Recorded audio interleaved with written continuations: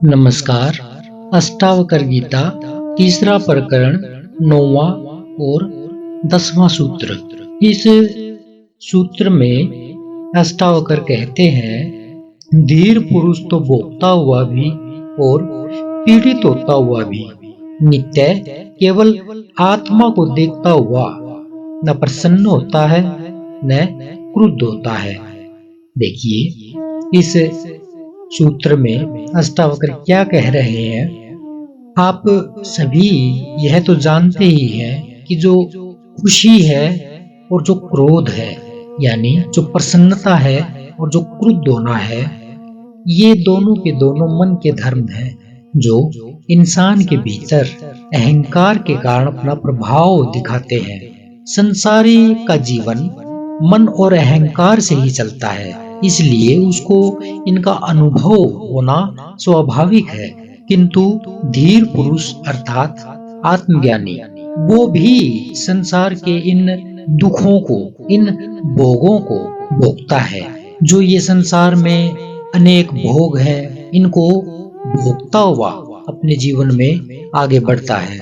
क्योंकि संसार में जिसने भी जन्म लिया है, चाहे वो आत्मज्ञानी है चाहे वो आम संसारी है, उसको संसार में रहकर तो कर्म करना ही पड़ेगा।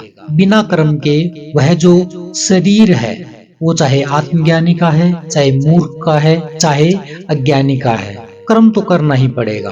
और कर्म में जब वह शरीर उतरता है तो उसे पीड़ा भी भोगनी पड़ेगी, पीड़ा भी होगी।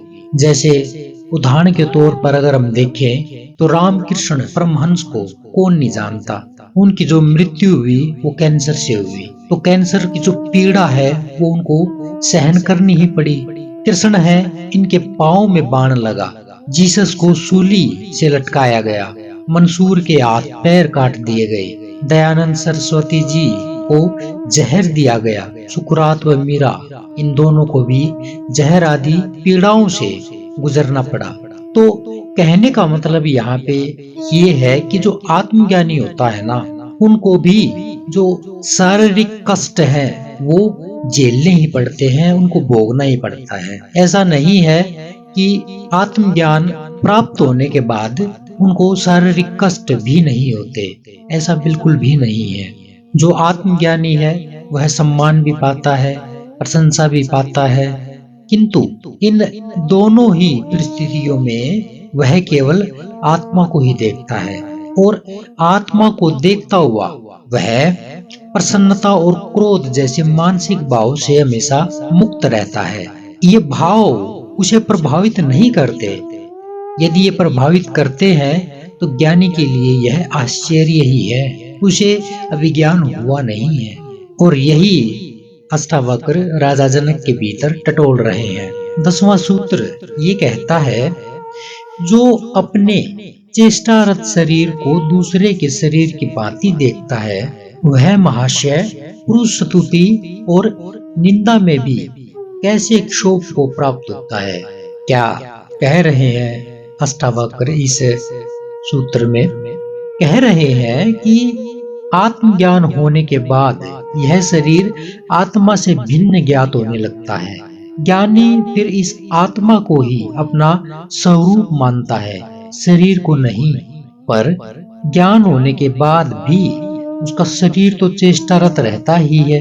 क्यों? क्योंकि पंच तत्वों से ये शरीर मिला है और प्रकृति में रहने के बाद वह शरीर बिना कार्य के कैसे रह सकता है।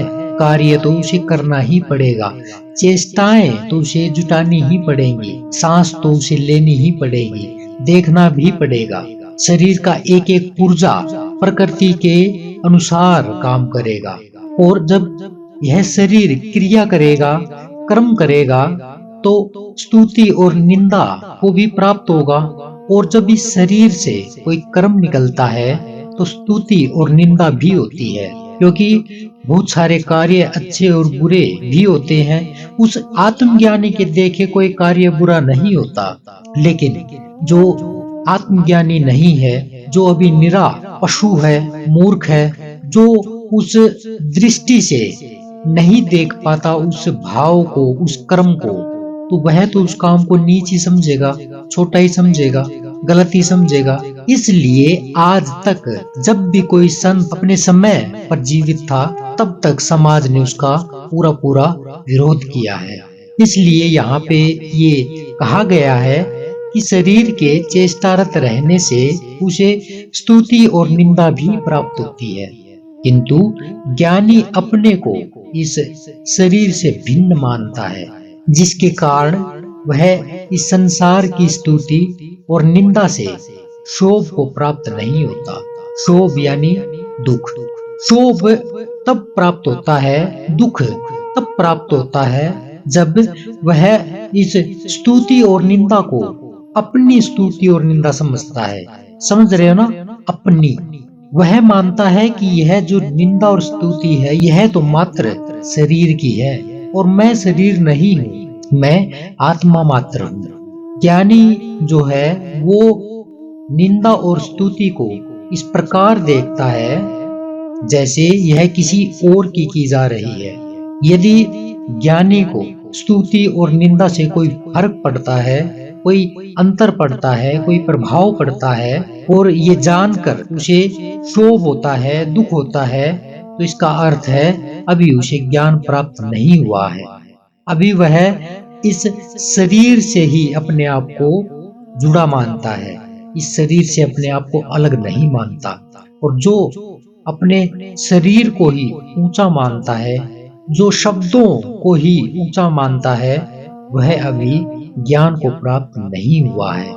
और अष्टावक्र एक एक श्लोक से इन्हीं बातों को राजा जनक के भीतर टटोलने की, खोजने की कोशिश कर रहे हैं। कहीं इसके भीतर कुछ ऐसा बचा तो नहीं है जहां शरीर के प्रति राजा जनक की कोई आसक्ति शेष हो। अगले सूत्र में फिर मिलते हैं, तब तक के लिए नमस्कार।